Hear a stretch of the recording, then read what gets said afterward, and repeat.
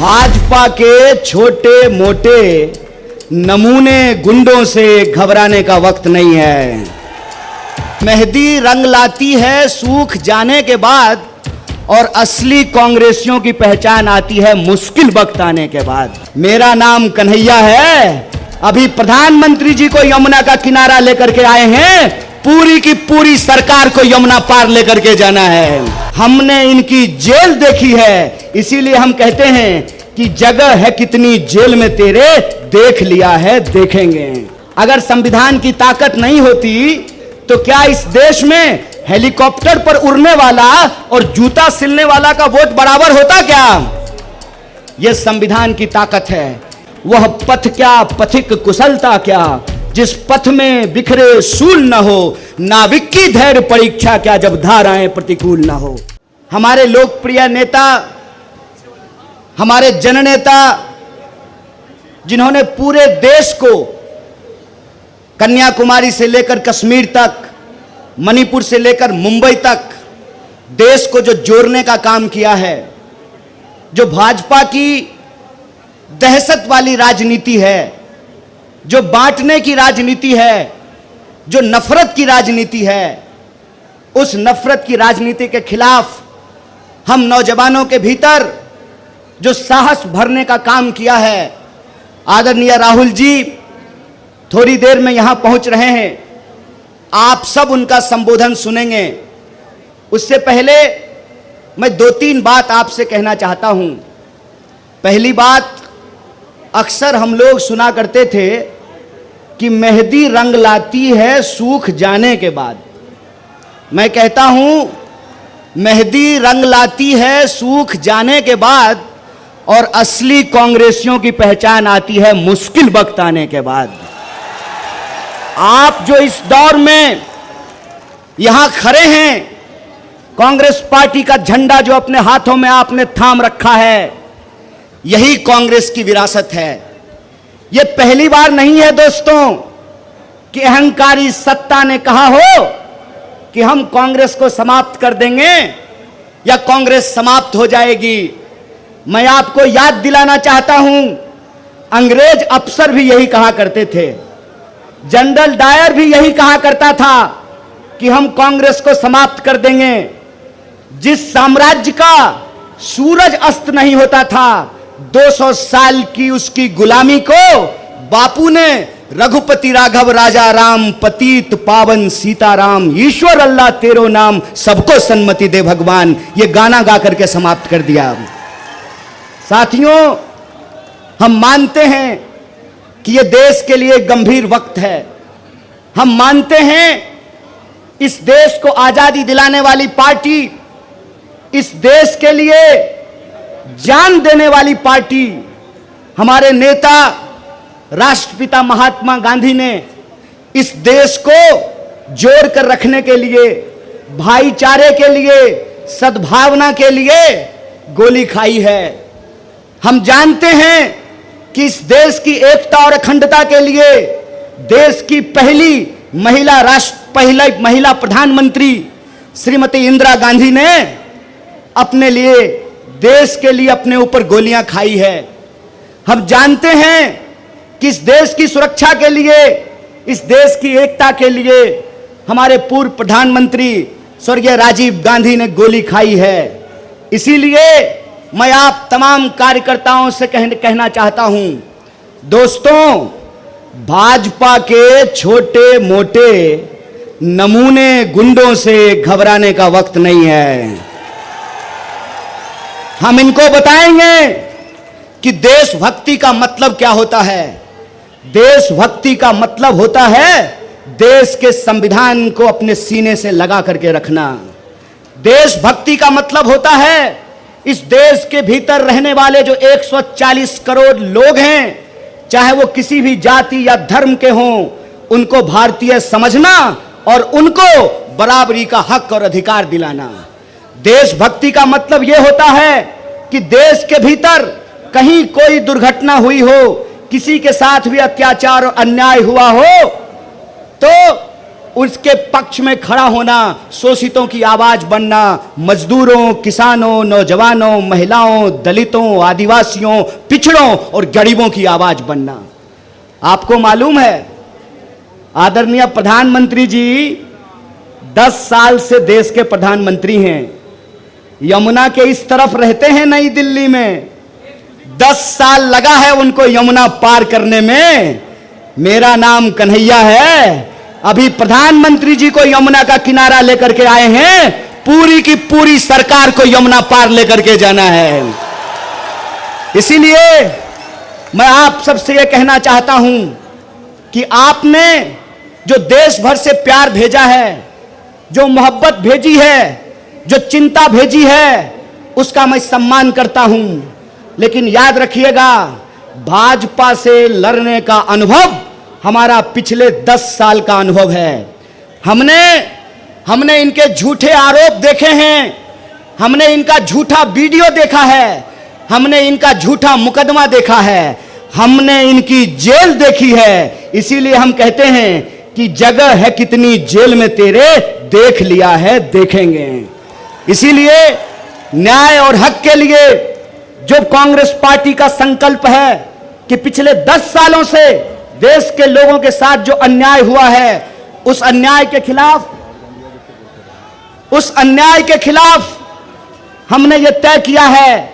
हमारे नेता जब कन्याकुमारी से कश्मीर तक पैदल चल रहे थे तो देश के किसान उनसे आकर मिले, देश के नौजवान उनसे आकर मिले, देश की महिलाएं आकर उनसे मिली, देश के मजदूर आकर के उनसे मिले, नौकरी करने वाले वो लोग। सिपाही जी इधर खड़ा हैं, ए सिपाही जी इधर खड़े हैं। सिपाही जी, पेंशन मिलता है? नहीं मिलता है ना। 2004 के बाद से पेंशन नहीं मिलता है। कांग्रेस पार्टी की सरकार बनने दीजिए, अगर एमपी को पेंशन मिलेगा, प्रधानमंत्री को पेंशन मिलेगा, तो सिपाही को भी पेंशन देना पड़ेगा। इसीलिए कांग्रेस पार्टी 5 न्याय लेकर के आई है। युवाओं का न्याय, महिलाओं का न्याय, किसानों का न्याय, श्रमिकों का न्याय और भागीदारी का न्याय। इस देश में रहने वाले जो 140 करोड़ लोग हैं, यह देश उनका है और उनके हक और अधिकार के लिए लड़ना, यही कांग्रेस पार्टी की पहचान है, यही कांग्रेस पार्टी की विचारधारा है। आजकल नया निजाम आया है और नया निजाम कहते हैं कि इस देश का इतिहास 2014 से शुरू होता है। मैं कहता हूं जनाब, आपका इतिहास कमजोर है। श्रीमान, थोड़ा ठीक से इतिहास पढ़िए। देश का इतिहास 2014 से नहीं शुरू होता है। देश का इतिहास 5000 साल का इतिहास है। देश का इतिहास सिंधु घाटी सभ्यता से शुरू होता है। और भारतीय होने का मतलब क्या होता है? भारतीय होने का मतलब होता है लोगों के बीच में भाईचारा होना, प्राणियों के बीच में सद्भावना होना। और धर्म का क्या अर्थ होता है? धर्म का अर्थ होता है निर्बल को शक्ति देना। धर्म का अर्थ यह होता है कि लोगों के बीच में मोहब्बत फैलाना। धर्म का अर्थ होता है असमानता को समाप्त करके समानता को स्थापित करना। धर्म का मतलब होता है अन्याय को समाप्त करके न्याय को स्थापित करना। इसीलिए मैं आप सबसे कहने आया हूं, आज देश एक गंभीर परिस्थिति से गुजर रहा है। इस देश का सच्चा कांग्रेसी कार्यकर्ता होने के नाते, वो पार्टी जो इस देश को आजादी दिलाई है, उस आजादी को बचाने के लिए जैसे हमारे पुरखों ने स्वतंत्रता सेनानी बनकर के इस देश को आजादी दिलाई है, उसी तरह से हम संविधान सेनानी बनकर के इस देश के संविधान की रक्षा करेंगे। बोलिए, आप संविधान सेनानी बनेंगे? दोनों हाथ उठा करके बोलिए, कोई हाथ नीचे नहीं रहना चाहिए। आप संविधान की रक्षा करेंगे? आप संविधान की रक्षा करेंगे तो संविधान के ऊपर हमला करने वाली इस पार्टी को हम कहना चाहते हैं, भाजपा को हम कहना चाहते हैं, अभी तो आप 10 साल के लिए शासन में आए हैं और 10 साल शासन में आकर के आपका यह मंसूबा बन गया है कि आप इस देश के संविधान को बदलना चाहते हैं। तो हम आपको कह देना चाहते हैं, हमारी विरासत इस देश की आजादी को लेकर लड़ने वाली विरासत है। हमारी विरासत राष्ट्रपिता महात्मा गांधी की विरासत है। हमारी विरासत डॉक्टर बाबा साहब भीमराव अंबेडकर की विरासत है। हमारी विरासत शहीद आजम भगत सिंह की विरासत है। और उसी विरासत पर चलते हुए कांग्रेस पार्टी ने इस देश की एकता और अखंडता को बना करके रखा। कांग्रेस पार्टी ने इस देश के लोगों को बराबरी का अधिकार दिया। बताइए, अगर संविधान नहीं होता, अगर संविधान की ताकत नहीं होती, तो क्या इस देश में हेलीकॉप्टर पर उड़ने वाला और जूता सिलने वाला का वोट बराबर होता क्या? यह संविधान की ताकत है। इस संविधान की रक्षा करना है हमको। इसीलिए हम आप सबसे ये आग्रह करने के लिए आए हैं। ये लाख कोशिश कर लें, ये लाख गुमराह करने की कोशिश करें, ये लाख आपको चाय की दुकान में, ट्रेनों में, बसों में, दफ्तरों में, व्हाट्सएप ग्रुप पर, शादी में, ब्याह में, लगन में आपको अपमानित करने की कोशिश करें, सीना ठोक करके कहिए कि हम बापू के सिपाही हैं, हमने हंसते हंसते गोली खाई है, इस देश को बचाने के लिए आखिरी सांस तक संघर्ष करेंगे। यह बात आपको पूरे गर्व से कहना चाहिए, पूरे अभिमान से कहना चाहिए। इसीलिए आप तमाम कार्यकर्ताओं से मैं कहने के लिए आया हूं, गंभीर समय है, लेकिन कांग्रेस पार्टी इस देश की सबसे बड़ी विपक्षी पार्टी है। जब ये कहते हैं कांग्रेस मुक्त भारत, इसका मतलब यह है कि इस देश की विपक्ष को समाप्त करके ये देश में तानाशाही थोपना चाहते हैं। इस तानाशाही के खिलाफ इस मुश्किल वक्त में हम तमाम लोगों को, तमाम कांग्रेस के परिवार को एकजुट होकर के रहना है और इनको कहना है, वह पथ क्या पथिक कुशलता क्या, जिस पथ में बिखरे सूल न हो, नाविक की धैर्य परीक्षा क्या, जब धाराएं प्रतिकूल न हो। इस प्रतिकूल समय में हम तमाम लोगों को एकजुट होकर के रहना है। और हमारी एकजुटता का नतीजा यह है कि पूरी दिल्ली में इंडिया अलायंस को लेकर के एक जबरदस्त माहौल बन रहा है। जो भाजपा सोचती थी कि हम 7 का 7 सीट दिल्ली में जीतेंगे, दिल्ली वासियों ने बता दिया है कि ये दिल्ली है मेरे यार, ये दिल्ली है मेरे यार। इस दिल्ली को जब जब जिसने भी कब्जा करने की कोशिश किया है वो नाकाम हुए हैं। यही दिल्ली का इतिहास है। इसीलिए मैं आप दिल्ली वासियों से ये कहने के लिए आया हूं, ऐ दिल्ली वासियों, ऐ दिल्ली की हमारे आदरणीय बुजुर्गों, हमारी माताओं और बहनों, नौजवान दोस्तों, दुकानदारी करने वाले, बिजनेस करने वाले, नौकरी करने वाले, मैं दिल्ली के एक एक बासिंदे से यह कहने के लिए आया हूं कि भाजपा पिछले 25 साल से दिल्ली को अपमानित कर रही है। भाजपा पिछले 25 साल से दिल्ली को इसलिए अपमानित कर रही है कि इनकी लाख कोशिशों के बावजूद ये दिल्ली की गद्दी पे काबिज नहीं हो पाए हैं।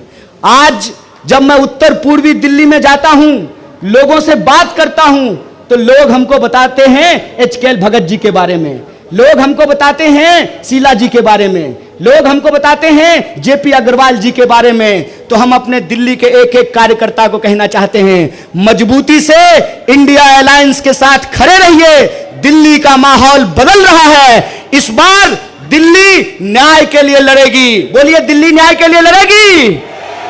5 न्याय और 25 गारंटी के लिए लड़ेगी।